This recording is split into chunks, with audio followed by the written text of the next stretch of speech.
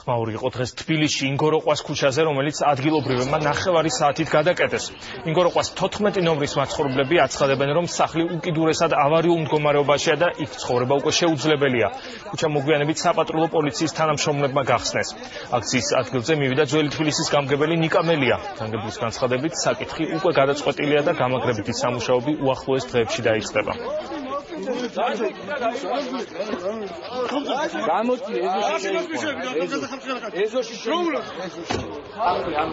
ადამიანს რაღაცას რო ეუნები ეს არ გააკეთე, მაშინ ალტერნატიული რაღაც მაინც უნდა შეესწავლოს.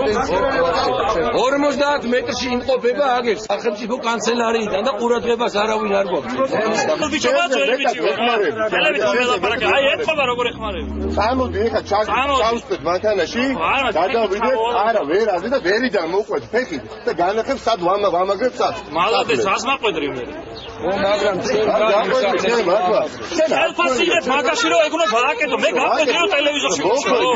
გაყვედრი რომ ეთერში ვუშავო. აი შენ გონია რომ სახლის გამაგრება აი ეს ვიცი, ეს ინგრევა გაამაგრე და მოვა მადლობას გეტყვი. ეს გადაწყვეტა.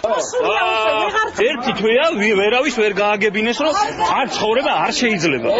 ეგ ნადგურდება თბილისის ისტორიის გარდა. ხალხი შეიძლება ჩაიხოცოს ამაში და ამის უნდა რომ ვერავის ვერ მიაწვნეს. აი გიგი უგულავაროზის და ხათუნა ბერძენიშვილი რო ეხლა რომ გამგებლა კეთილი ინებოს და მოვიდა და ნახოს საცხოვრობს ხალხი. სახლი არის ძეგლი, ისტორიული.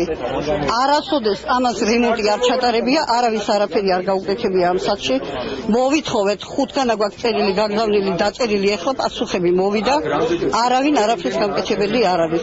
მოვიდე ბატონო და ნახოთ, ძეგლი თუ არის, ძეგლს მოუარო, თუ ჩვენ უნდა მოვყვეთ შიგნით და უნდა დავინგრეთ და დავიხოცოთ. ჩვენ გავიტანეთ აღნიშნული საკითხი მთავრობაზე, ქალაქის მთავრობაზე, სადაც დღე-დღეზე გადაწყდება დადებითად ამ სახლის გამაგრებითი სამუშაოების დაწყების საკითხი და ვიწყებთ.